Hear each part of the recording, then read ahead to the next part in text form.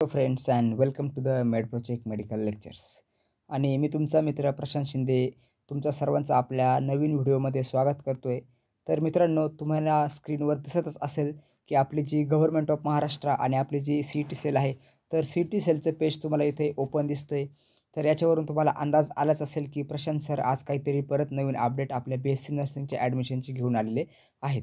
तर मित्रांनो, सेम आपला जे मागच्या वेळेसचा वे होता तुम्हाला आता सगळ्यांना माहीतच झालं आहे की आपल्या नर्सिंगच्या पोर्टलपर्यंत कसं पोहोचायचं आहे.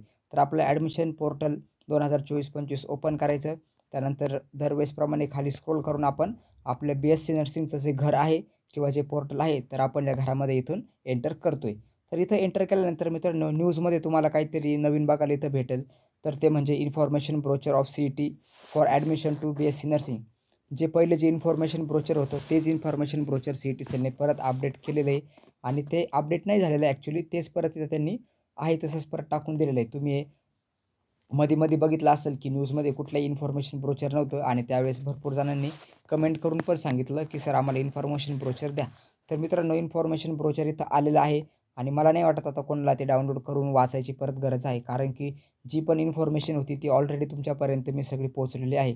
त्यानंतर सिलेक्शन लेटर आणि कॉलेज फीडबॅक मॉड्यूल याच्यावरही आपण व्हिडिओ बनवून झालेला आहे. तर मित्रांनो, आता आपण आजच्या व्हिडिओकडे वळूयात.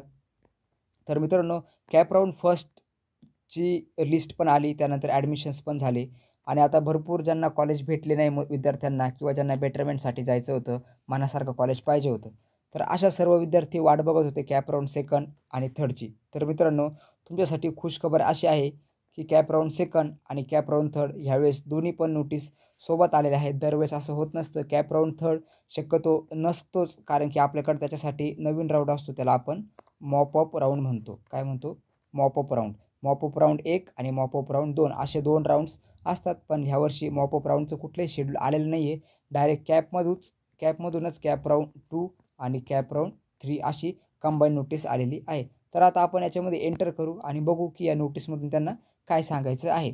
तर मित्रांनो, व्हिडिओ तुम्ही शेवटपर्यंत बघा, जेणेकरून तुम्हाला समजेल की ह्या व्हिडिओमधून नेमकं काय सांगायचं आहे आणि ह्या 2 कॅप राऊंडच्या ज्या लिस्ट आलेल्या आहेत किंवा याच्यामध्ये ज्या अपडेट्स आलेल्या आहेत, तर हे अपडेट्स मी तुम्हाला एकदम सोप्या पद्धतीने समजून सांगतो.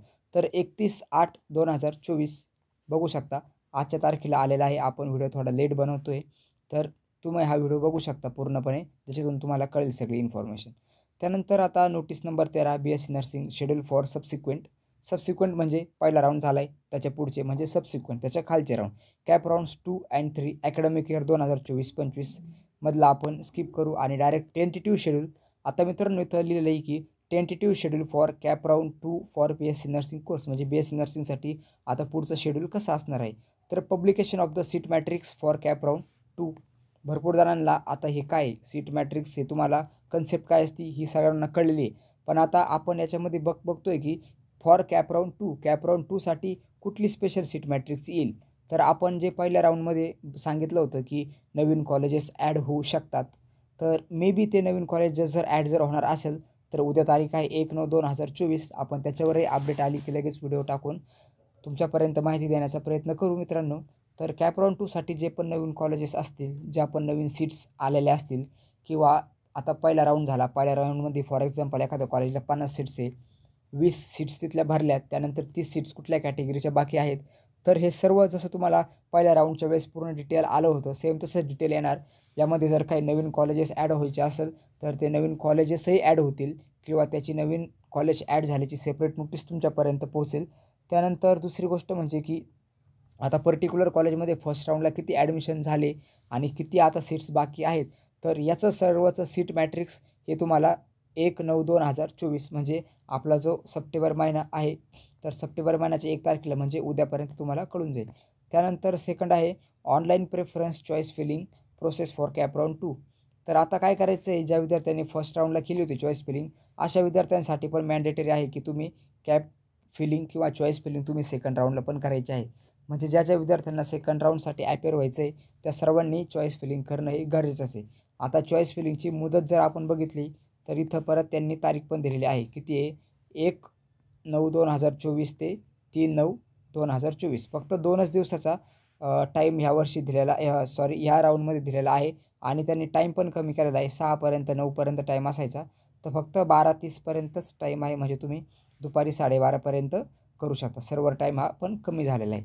त्यानंतर तुम्ही जर खाली आले तर खाली काय आहे, declaration of the selection list cap round 2. जसा आपल्या पहिल्या राऊंडचा रिझल्ट आलेला होता सेम तसाच जी कॅप राऊंड सेकंड असणार आहे, तर कॅप राऊंड सेकंडचा जो लिस्ट असणार किंवा सिलेक्शन लिस्ट असणार आहे, तर तिची डेट किती आहे, 3/9/2024, म्हणजे 3 तारखेला तुमची ही लिस्ट येऊन जाईल. हे टेंटेटिव्ह टाईम टेबल आहे. मे बी याच्यामध्ये चेंजेस जर झाले तर ते तुमच्यापर्यंत पोहोचवण्यात येतील. त्यानंतर आता physical joining and filling status retention form with all original documents. त्याच्यानंतर DD cheque, candidates can pay by cheque on holidays to be replace with the DD on next working day. हे थोडं जरा बाहेरच्या गोष्टी राहिल्या, पण सर्वात पहिले आपण फिजिकल जॉईनिंग आणि स्टेटस रिटेन्शन म्हणजे काय याबद्दल तुम्हाला ऑलरेडी एक्सप्लेन करून झालेलं आहे. मला नाही वाटत की ह्या टॉपिकवर तुम्हाला परत एक्सप्लेन करण्याची गरज आहे. त्यानंतर तुम्हाला DD कसा घेऊन जायचा, डॉक्युमेंट्स कसे घेऊन जायचे. हां मित्रांनो, इथं एक इम्पॉर्टंट क्वेश्चन असा येतो की ज्या विद्यार्थ्यांनी बेटरमेंटसाठी केलं आहे तर त्यांचे डॉक्युमेंट्स या तुमच्या पहिल्या अलॉट झालेल्या कॉलेजमध्ये असतील. तर तुम्हाला काय करायचं आहे, त्या कॉलेजला जायचं आहे, तिथून तुमचा DD रिटर्न आणायचा आहे. त्यानंतर तो DD बँकेमध्ये जमा करायचा आहे, नवीन कॉलेजच्या नावाने DD काढायचा. याच्यासाठी 1-2 दिवस जातील, तर तुम्ही त्यासाठी आत्तापासूनच रेडी राहायचं आहे. फोकस करा आपल्या तारखांवर की तुम्हाला किती तारीख आहे या सर्व प्रोसिजर करण्यासाठी. तर तुमची एक 3 तारखेला ज्यावेळेस लिस्ट येणार सिलेक्शन लिस्ट, त्यानंतर 4 तारखेपासून ॲडमिशन चालू होतं आणि 8 तारखेला आपलं कॅप राऊंड 2चा परत पूर्णपणे निकाल संपतो आहे. म्हणजे 8 तारखेनंतर कॅप राऊंड 2चा तुमचा काही विचार केला जाणार नाही. कॅप राऊंड 2ची जी प्रोसिजर आहे किंवा जी प्रोसेस आहे तर ती 8 सप्टेंबरपर्यंत आहे. म्हणजे तुम्ही 8 सप्टेंबरपर्यंत परत ॲडमिशन प्रोसेस घेऊ शकता. नसेल कॉलेज आवडत तर परतही बेटरमेंट करू शकता, तो चान्स आहे. आता आपण बघू कॅप राऊंड 3साठी काय काय आहे. तर मित्रांनो, कॅप राऊंड 2बद्दल तुम्हाला कळलं आहे. सर्वात इम्पॉर्टंट आहे हे ज्या ॲक्टिव्हिटीज ज्या आहेत तर त्या ॲक्टिव्हिटीज मला नाही वाटत परत एक्सप्लेन करण्याची गरज आहे. सर्व मुलं याच्यातून गेले त्यांना माहीत झाले. फक्त इम्पॉर्टंट आहे डेट्स आणि डेट्समध्ये टाईमबद्दल आलेले काहीतरी अपडेट्स. त्यानंतर टेबल 1 टेंटेटिव्ह शेड्यूल आहे. मे बी याच्यामध्ये चेंजेस होतीलच असं आपण 100% नाही सांगू शकत, पण होऊ शकतं. त्यानंतर आता आपण खाली येतोय tentative schedule for cap round 3 for BSc nursing course. म्हणजे काय आहे की कॅप राऊंड 3साठी काय शेड्यूल आहे. तर मित्रांनो, भरपूर जण असे बोलतील की एकदम फास्ट प्रोसेस का चालू आहे, तर याच्याबद्दलही आपण एक्सप्लेन करून झालं आहे ऑलरेडी. परत ह्या व्हिडिओच्या एंडिंगला याच्यावरही आपण एक्सप्लेन करू की एवढी प्रोसेस फास्ट का चालू आहे. तर मित्रांनो, सीट मॅट्रिक्स कॅप राऊंड 3साठीचं जे आहे तर ते 9 तारखेला येतं आहे. 8 तारखेला तुमचं फिजिकल जॉईनिंग आणि याची डेट संपते आहे 2 कॅप राऊंड 2ची. तर लगेच तिसऱ्या राऊंडची प्रोसेस एका दिवसाने चालू होते. त्यानंतर online preference and choice filling process same तेच राहणार आहे. तुम्हाला परत चॉईस फिलिंग करायची आहे तिसऱ्या राऊंडसाठी. तर ती कधी आहे, तर ती 9 सप्टेंबरपासून तर 11 सप्टेंबरपर्यंत तुम्हाला करायची आहे. त्यानंतर कॅप राऊंड 3चं जे सिलेक्शन लिस्ट आहे तर ती कधी येणार आहे, तर ती येणार आहे 11 सप्टेंबरपर्यंतच ती येणार आहे किंवा 11 सप्टेंबरला ती येऊन जाईल आणि 15 तारखेला सप्टेंबरपर्यंत तुमचे तिसऱ्या राऊंडचे पण ॲडमिशन होऊन जातील. तर मित्रांनो, कॅप राऊंड 3पर्यंत आलेला आहे. मॉपअप राऊंड असेल की नसेल याबद्दल आता आपण काहीच सांगू शकत नाही, कारण की तिसऱ्या राऊंडमध्ये किती सीट्स बाकी राहतात त्याच्यावर CET सेल डिपेंड करते की मॉपअप राऊंड ठेवायचा की नाही ठेवायचा. आणि जर 85% सीट्स पर्टिक्युलर कॉलेजचे जर कॅप राऊंड 3मध्ये जर फुल जर झाले तर CET cell mop up round may be कॅन्सलही करू शकते, कारण की कॅप राऊंड 2च असतात आणि मॉपअप राऊंड 2 असतात. पण यावर्षी कॅप राऊंड 3 झालेत, मे बी मॉपअप राऊंड 1च होऊ शकतो किंवा 2ही होऊ शकतात. त्यानंतर स्टे वॅकन्सी राऊंड आणि इन्स्टिट्यूशनल कोटा राऊंड असे आपल्याकडं पुढचे परत एक राऊंड असतो. तर तो कॉलेज बेसिसचा राऊंड असतो. त्याच्यामध्ये CET सेल कुठल्याही प्रकारची इन्व्हॉल्वमेंट करत नाही. मॅनेजमेंटचा राऊंड असतो, ते कॉलेज स्वतःच्या पद्धतीने विद्यार्थी अलॉट करायचं काम करतात. त्यानंतर आता इथं काही इन्स्ट्रक्शन्स आहेत. तर ते इन्स्ट्रक्शन मित्रांनो तुमच्यासाठी खूप इम्पॉर्टंट आहे. व्हिडिओ जरी थोडा मोठा होत असेल तरी तुमच्यासाठी हे खालचे इन्स्ट्रक्शन्स खूप महत्त्वाचे आहे. आता तुम्ही इतकापर्यंत जर व्हिडिओ पाहिलाच आहे तर पुढचा व्हिडिओ पण बघूनच जा, कारण की कसं काय प्रोसिजर असणार आहे. परत चॉईस फिलिंगसाठी कोण इलिजिबल असणार आहे, कॅप राऊंड 2साठी कोण इलिजिबल असेल, 3साठी कोण इलिजिबल असेल, तर हे सर्व गोष्टी याच्यामध्ये त्यांनी खूप सोप्या पद्धतीने दिलेल्या आहेत. त्यानंतर आता आपण बघू की instruction for candidates who have to fill fresh preference for round 2nd and 3rd respectively as per the schedule. म्हणजे काय आहे की ज्या मुलांना कॅप राऊंड 2 आणि कॅप राऊंड 3साठी नवीन चॉईस फिलिंग करायची असेल तर त्यांच्यासाठी हे इन्स्ट्रक्शन दिलेले आहेत. The preference fill will be consider only for that round and will be null void for subsequent round हे आपण इन्फॉर्मेशन ब्रोचरमध्येही मागच्या व्हिडिओमध्ये एक्सप्लेन करून झालेलं आहे मित्रांनो तुम्हाला, की तुम्ही पर्टिक्युलर राऊंडसाठी चॉईस फिलिंग करणार तर ती चॉईस फिलिंग फक्त त्याच राऊंडसाठी गृहीत धरली जाणार आहे आणि नवीन राऊंडसाठी तुम्हाला नवीन चॉईस फिलिंग करायची आहे. त्यानंतर आता आपण बघू की इलिजिबिलिटी फॉर कॅप राऊंड 2 म्हणजे कॅप राऊंड 2साठी काय इलिजिबिलिटी क्रायटेरिया असणार आहे. तर register candidates who did not fill choice in round 1 म्हणजे असे विद्यार्थी की ज्यांनी रजिस्ट्रेशन तर केलं होतं पण त्यांना डेट्स माहीत नसेल झाल्या किंवा शेड्यूल माहीत नसेल झालं, अशा विद्यार्थ्यांनी फर्स्ट राऊंडमध्ये चॉईस फिलिंग केलीच नव्हती. तर अशा विद्यार्थ्यांसाठी पण ह्यावेळेस चान्स आहे की तुम्ही फर्स्ट राऊंडला जरी हुकले असाल तरी पण तुम्ही आता सेकंड राऊंडमध्ये तुम्ही तुमची चॉईस फिलिंग परत करू शकता. ज्या विद्यार्थ्यांनी फर्स्ट राऊंडला नाही केली ते सेकंड राऊंडमध्ये परत ॲड होऊ शकतात. त्यानंतर register candidates who participate in round 1 but did not get any seats in round first म्हणजे चॉईस नॉट अवेलेबलचा प्रश्न. ज्या मुलांनी पहिल्या राऊंडमध्ये चॉईस फिलिंग केलेली होती, रजिस्ट्रेशन केलं होतं पण त्यांना कुठलंच कॉलेजेस अलॉट झालं नाही, चॉईस नॉट फिलिंग आलं होतं, तर असे विद्यार्थी परत तुमचे नवीन प्रेफरन्स टाकू शकतात. ज्या मुलांना कॉलेज अलॉट झालं नव्हतं तर त्या मुलांसाठी माझं एक सांगणं आहे की तुम्ही पहिल्या लिस्टमध्ये जर 4 किंवा 5च कॉलेज जर टाकले असतील तर तुम्हाला सेकंड लिस्टमध्ये कॉलेज भेटणं इम्पॉर्टंट आहे. त्यासाठी तुम्हाला कॉलेजची संख्या वाढावं लागणार आहे. तुम्ही होता होईल तेवढे जास्त कॉलेज टाकण्याचा प्रयत्न करा. त्यानंतर रजिस्टर कॅन्डिडेट्स इथं एक शब्द इथं येतो आहे मित्रांनो, तो म्हणजे काय येतो आहे की रजिस्टर कॅन्डिडेट्स म्हणजे काय की ज्या विद्यार्थ्यांनी CET सेलमध्ये त्यांचं ॲडमिशनसाठी CET देऊन नर्सिंगची CET देऊन रजिस्ट्रेशन केलं आहे असेच कॅन्डिडेट. आता विनाकारण व्हिडिओला तुम्ही कमेंट करत बसू नका, सर आम्ही रजिस्ट्रेशन केलंच नव्हतं, CET सेलची एक्झामिनेशन दिली नर्सिंगची पण आम्ही रजिस्ट्रेशनच केलं नव्हतं, मग आम्हाला 12वीच्या बेसिसवर ॲडमिशन भेटेल का? तर मित्रांनो नाही भेटणार. तुम्हाला प्रायव्हेट GNM इन्स्टिट्यूटमध्ये ॲडमिशन भेटतील, BS नर्सिंगसाठी भेटणार नाही. त्याच्यामुळे त्यांनी इथं नमूद केलं आहे की रजिस्टर कॅन्डिडेट्स म्हणजे ज्यांनी रजिस्ट्रेशन सक्सेसफुली केलं आहे आणि ज्यांचं प्रोव्हिजनल मेरिट लिस्टमध्ये नाव आहे, तर अशाच विद्यार्थ्यांसाठी या सूचना आहेत. त्यानंतर तिसरा आपण मुद्दा बघत होतो, register candidate who seats allotted in the round got cancel during the document verification due to his or her invalid or wrong claim on reporting for admission to selected institute. म्हणजे काय की असे विद्यार्थी ज्यांचे ॲडमिशन्स काही त्रुटींमुळे cancel झालेत, for example काहींकडे व्हॅलिडिटी नसेल मग त्यांनी फक्त स्लिप देऊन आले, मग अशा वेळेस त्यांचा नॉट जॉईन म्हणून स्टेटसवरती गेला असेल तर अशा विद्यार्थ्यांना पण पार्टिसिपेट करण्याची संधी आहे. म्हणजे ज्यांचे डॉक्युमेंट वाचून मागचे ॲडमिशन्स स्थगित राहिले होते किंवा कॅप राऊंड 1चे ॲडमिशन स्थगित राहिले होते, काही क्लेम आला असेल तर अशा विद्यार्थ्यांनी पण जे कॅप राऊंड 2 आहे तर कॅप राऊंड 2साठी अवेलेबल किंवा पात्र असणार आहेत. त्यानंतर चौथं म्हणजे त्यानंतर तिसऱ्यामध्ये आपण सेकंड लाईन वाचू, for such candidates selection during first round will not be valid म्हणजे त्यांचं जे फर्स्ट राऊंडचं सिलेक्शन असेल तर ते व्हॅलिड न धरता त्यांना सेकंड राऊंडमध्ये डायरेक्टली घेतलं जाणार आहेत. आणि अशा विद्यार्थ्यांना पण चॉईस फिलिंग करणं हे गरजेचं आहे. म्हणजे तुम्ही नवीन राऊंडसाठी नवीन चॉईस फिलिंग तरी करायचीच आहे. त्यानंतर candidates who have reported or joint at allotted institute during the joining period of round 1 of allotment and did not fill the status retention form. आता मित्रांनो स्टेटस रिटेन्शन म्हणजे काय असतं हे ऑलरेडी एक्सप्लेन करून झालेलं आहे. तर स्टेटस रिटेन्शन म्हणजे काय की आता तुम्हाला कॉलेज आवडलेलं आहे आणि तुम्हाला ते कॉलेजला 100% ॲडमिशन घ्यायचं आहे, तर तुम्ही तुमची काउन्सिलिंग प्रोसेस रिटेन करताय किंवा थांबवताय. अशा वेळेस आपण स्टेटस रिटेन्शन फॉर्म भरून देतो. तर ज्या विद्यार्थ्यांनी स्टेटस रिटेन्शन फॉर्म भरून दिला आहे तर ते मुलं तर काय सेकंड राऊंडसाठी ॲपेअर नसणार आहे. त्यांनी जिथं तुमचा फॉर्म भरून दिला आहे तर ते कॉलेज तुमच्यासाठी आता अलॉटेड आहे. पण जे विद्यार्थी ज्यांनी स्टेटस रिटेन्शन फॉर्म भरून दिलेला नाही आहे तर असे विद्यार्थी बेटरमेंटसाठी आलेत अल्टिमेटली ते कॅप राऊंड सेकंडसाठी आलेत. त्यामुळे ज्या विद्यार्थ्यांनी रिटेन्शन फॉर्म भरून दिलेला आहे तर त्या विद्यार्थ्यांसाठी कॅप राऊंड 2 कॅप राऊंड 3 याच्या पुढचे राऊंड नसणारच आहे, कारण की तुम्ही रिटेन केली तुमची प्रोसिजर.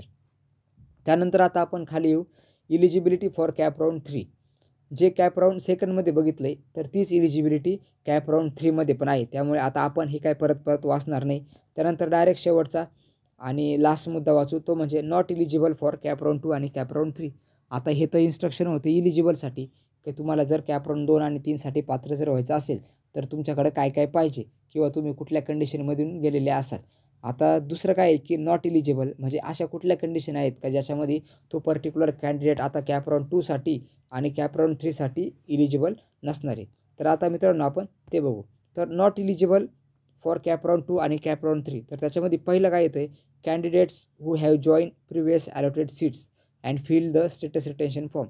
म्हणजे काय, फर्स्ट राऊंडमध्ये तुम्हाला जे कॉलेज भेटले, तुम्ही त्या कॉलेजला गेले, कॉलेज आवडलं आणि आता तुम्ही तिथं स्टेटस रिटेन्शन फॉर्म भरून आले, तुम्ही तुमची काउन्सिलिंग प्रोसेस तिथं स्वतःहून स्टॉप केलेली आहे. तर अशा विद्यार्थ्यांना कॅप राऊंड 2मध्ये आणि 3मध्ये परत सहभागी होता येणार नाही. तुमचं जे फर्स्ट कॉलेज होतं तर तुम्हाला तिथंच आता 4 वर्ष काढावं लागणार आहे, कारण की तुम्ही तिथं रिटेन्शन फॉर्म भरलेला आहे. ज्या विद्यार्थ्यांनी रिटेन्शन फॉर्म भरला आहे तर त्यांनी कॅप राऊंड 2 आणि 3चे स्वप्न पण बघू नका, कारण की तुम्हाला तुमच्या पहिल्या भेटलेल्या कॉलेजमध्येच आता राहायचं आहे. त्यामुळे आता तुम्हाला माहीत असेल आपण रिटेन्शन फॉर्म भरला आहे की नाही. त्यानंतर आता दुसरं काय, candidates who have not fill fresh preference for that round as per the schedule. म्हणजे काय, की पहिल्या राऊंडसाठी चॉईस फिलिंगची प्रोसेस आली होती, पण काही विद्यार्थ्यांना माहीत नसेल की चॉईस फिलिंग करायची असते आणि काही विद्यार्थी असे असतील की ज्यांनी चॉईस फिलिंग केलीच नव्हती. तर असे विद्यार्थी सेकंड राऊंडसाठी येऊ शकतात. पण जे विद्यार्थी सेकंड राऊंडची चॉईस फिलिंग करणारच नाही, म्हणजे काय, याच्यामध्ये कंडिशन ऐकून घ्या मित्रांनो. तुम्ही फर्स्ट राऊंडला चॉईस फिलिंग केली, तुम्हाला कॉलेज नाही अलॉट झालं, तो फर्स्ट राऊंडचा विषय तिथंच संपतो आहे. आता काय करायचं आहे की तुम्हाला सेकंड राऊंडसाठी परत चॉईस फिलिंग करायची आहे. त्याच्यासाठी जे डेट आहे तर ते वरती आपण ॲक्टिव्हिटीज आणि डेट्समध्ये बघितलेली आहे. आपलं जे टेंटेटिव्ह टाईम टेबल आहे ना, तर त्याच्यामध्ये आपण बघितली. परत आपण जर वरती स्क्रोल केलं मित्रांनो, ही PDF तुमच्यापर्यंत पोहोचेल. याची लिंक किंवा आपलं जे व्हॉट्सअप ग्रुप आहे त्याची लिंक तुम्हाला खाली आपल्या डिस्क्रिप्शनमध्ये भेटून जाईल. तिथं भरपूर आधीचे 100-150 मुलं मागच्या लिंकमधून जॉईन झालेत, मागच्या व्हिडिओच्या लिंकमधून. जे मुलं जॉईन व्हायचे बाकी असतील तर त्यांनी लवकरात लवकर आपल्या व्हॉट्सअप ग्रुपला पण जॉईन करून टाका. जशी कॉलेज चालू होतील तसे आपण तुमचे ॲनाटॉमी, फिजिओलॉजी आणि फर्स्ट सेमिस्टरचे जेवढे पण विषय आहेत तर ते आपण सगळ्या बॅचेस चालू करत आहेत. ॲनाटॉमी, फिजिओलॉजी, त्यानंतर सायकोलॉजी आणि सोशिओलॉजी. कारण की 30 तारखेआधी कॉलेज चालू होणार आहेत आणि कॉलेजमधून सिलेबस हो किंवा नाही हो, पण युनिव्हर्सिटीच्या अकॉर्डिंगली जे पण इम्पॉर्टन्स पॉईंट्स आहेत तर ते सर्व आपण क्लिअर करण्याचा प्रयत्न आपल्या चॅनलमधून करणार आहे मित्रांनो. मी पण लास्ट इयरचाच विद्यार्थी आहे, मला पण 4th इयरचा अभ्यास आहे. तर त्याच्यासोबतच आपण 2 महिन्यामध्ये माझ्याकडून होता होईल तेवढं नॉलेज मी तुमच्यापर्यंत देण्याचं नक्की प्रयत्न करेल. त्यासाठी तुम्हाला काय करायचं आहे, तर त्यासाठी तुम्हाला आपला जो व्हॉट्सअप ग्रुप आहे, आपला ॲडमिशन प्रोसेस म्हणून आपण एक व्हॉट्सअपला ग्रुप ओपन केला आहे. तर तुम्हाला त्या ग्रुपला आजच जॉईन करायचं आहे. सध्या तरी आपण जोपर्यंत ॲडमिशन प्रोसेस आहे तोपर्यंत आपण काही एज्युकेशनल त्याच्यावर टाकत नाही आहे.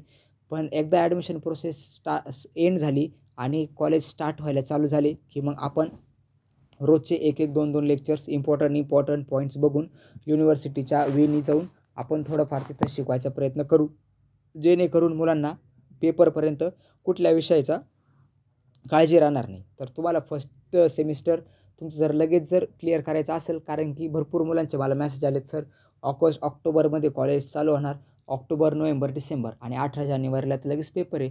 तर 3 महिन्यामध्ये 4 विषयांचा अभ्यास करायचा. तर तुमचा हा अभ्यास करून घेण्याची जबाबदारी आपल्या चॅनलची राहिली मित्रांनो. तर त्यासाठी तुम्हाला चॅनलसोबत जुळून राहायचं आहे.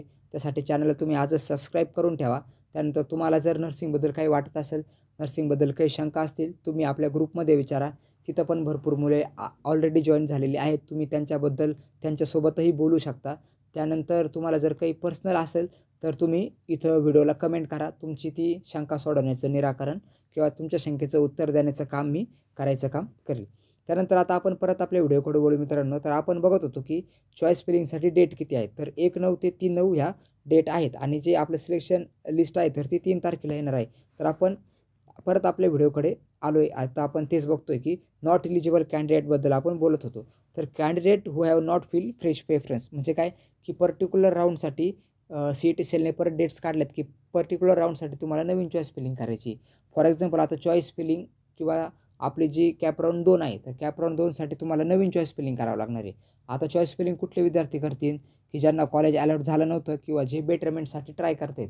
तर असे विद्यार्थी नवीन चॉईस फिलिंग करू शकतात. ज्या विद्यार्थ्यांनी रिटेन्शन केलं आहे आणि ॲडमिशन फिक्स केलं आहे तर अशा विद्यार्थ्यांना काही करता येणार नाही. आणि इन केस जर तुम्ही नवीन चॉईस फिलिंग केलीच नाही तर तुम्ही त्या राऊंडसाठी पात्र नसणार आहे विद्यार्थी मित्रांनो. त्यामुळे जी चॉईस फिलिंगची डेट आहे तर तुम्हाला त्या डेटमध्ये तुमच्या जवळच्या सायबर कॅफेमध्ये जाऊन किंवा तुम्ही मोबाईलवरून करत असाल तर अतिउत्तम आहे. तर तुम्हाला जवळच्या सायबर कॅफेमध्ये जाऊन तुम्हाला तुमची जी नवीन चॉईस फिलिंगची प्रोसिजर आहे तर ती लवकरात लवकर करून घ्यायची आहे. आणि सगळ्या ज्या डेट्स आहेत त्या डेट्स पण ऑलरेडी आता तुमच्यापर्यंत पोहोचलेल्या आहेत. त्यानंतर मित्रांनो आजच्या व्हिडिओचा आपला तिसरा टॉपिक किंवा तिसरा पॉईंट जर घ्यायचं जर ठरलं तर आपण परत वरती येतो आहे आणि आता इथं आपण बघतो आहे की as per the CET cell number notice 12 dated 16/8/2024 the first round admission process of BSc nursing degree course will be completed by 31. म्हणजे काय 31 ऑगस्ट 2024. 31 ऑगस्टमध्ये काय जे पहिला राऊंड होता तर पहिल्या राऊंडचे ॲडमिशन्स कंप्लीट झालेले आहेत. आणि मित्रांनो मला असं सांगायचं आहे की आपल्या MUHSनी जी GR काढलेला आहे तर MUHSच्या GR प्रमाणे काय की तुमचे जर 80% पर्सेंटाईल जर भरत जर नसतील, कॉलेजचे 100 दिवस जर भरत जर नसतील, तर तुम्हाला आता येणाऱ्या विंटर एक्झामिनेशनसाठी ॲपेअर होता येणार नाही. त्यामुळे लवकरात लवकर ॲडमिशन प्रोसेसही होऊन जाणार आहे आणि लवकरात लवकर आपले कॉलेज पण चालू होणार आहेत. तर 31/8/2024 म्हणजे ऑगस्ट, तर 30 सप्टेंबर.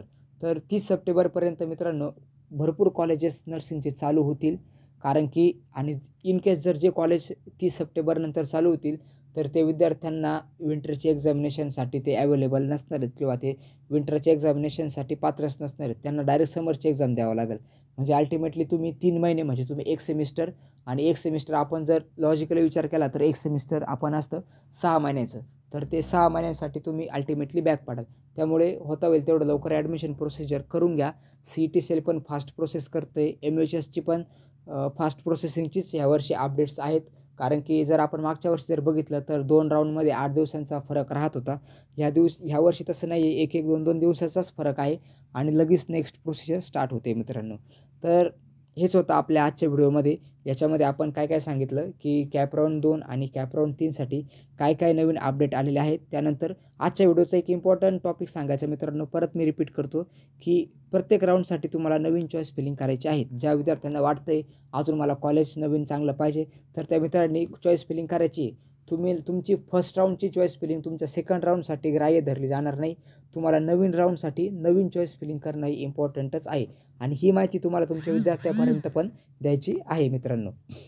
तर आजचा व्हिडिओ मित्रांनो आपला एवढंच होतं. कॅप राऊंड सेकंड आणि कॅप राऊंड 3बद्दल आपण ही छोटीशी जी अपडेट आहे तर ती तुमच्यापर्यंत देण्याचा प्रयत्न केला आहे. तुम्हाला जर याच्याबद्दल काही जर शंका जर असतील तर तुम्ही आपल्या कमेंट सेक्शनमध्ये विचारा. त्यानंतर ज्या मुलांना नर्सिंगला ॲडमिशन घ्यायचं आहे किंवा ज्या मुलांना अजूनपर्यंतही माहिती नसेल चॅनलबद्दल तर त्यांच्यापर्यंत चॅनल पोहोचवण्याची जबाबदारी मित्रांनो आता कनेक्टेड झालेल्या मुलांची. आपल्याकडे 2 ते 3 हजार मुले ऑलरेडी आतापर्यंत कनेक्टेड झालेले आहेत. नवीन सबस्क्रायबर्स गेन झालेले आहेत. त्याच्यावरून आपल्याला समजतं लगेच. तर मित्रांनो आजच्या व्हिडिओमध्ये एवढंच होतं. तुमच्या मित्रांपर्यंत व्हिडिओ शेअर करा, त्यांना पण अपडेट्स द्या मित्रांनो. धन्यवाद आणि चॅनलला सबस्क्राईब करून जा आणि व्हिडिओ जर आवडला असेल तर व्हिडिओला नक्की लाईक करा मित्रांनो. धन्यवाद.